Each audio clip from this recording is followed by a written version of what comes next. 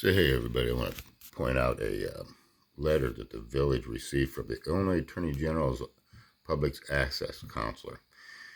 And what that letter is about is on July 18th, 2024, via an email, I requested provide all documents between the village of Minear and the food trucks related to the use of public parking, including any damage liability agreements or waivers, any and all contracts or agreements. Send those public records to this email address. In reference to your request, there are no records. The village has none at this time. Your request was received and processed, blah, blah, blah. And this came from Parkinson. Parkinson's now a Freedom of Information Act officer. So,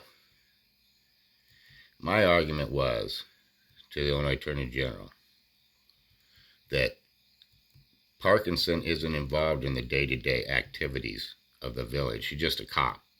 That's what I pointed out. I said, she's just a cop. I said, she has nothing to do with record keeping. She has nothing to do with any of that.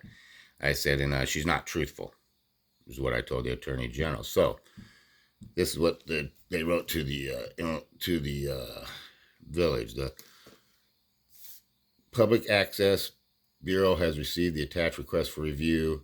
Village of Minear's response to the Freedom of Information Act request submitted by Ken Simmons. We have determined that further action is warranted.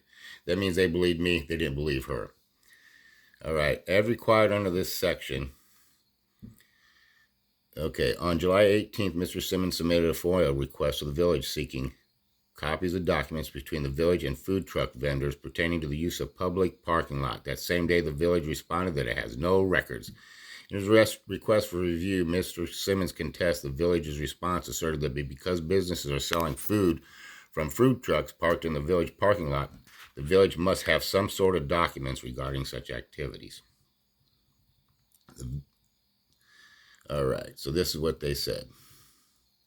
As required under the FOIA, please provide this office a detailed written response of the allegations in the request for review contesting the village's assertion that it has no records. In your response, please include a detailed description of the measures taken to search records requested. Include a description of the specific facilities, the files, the databases, or other record-keeping systems that were searched, how they were searched, and the specific departments and individuals who searched. Please also address whether the village allows food trucks to sell food while parked in the village hall parking lot, and if so, please clarify whether there are any records pertaining to such an arrangement. If the village still maintains that it does not possess responsive records, please explain how the village concluded that it does not have these records. The Attorney General obviously is not buying their response that they don't have any records.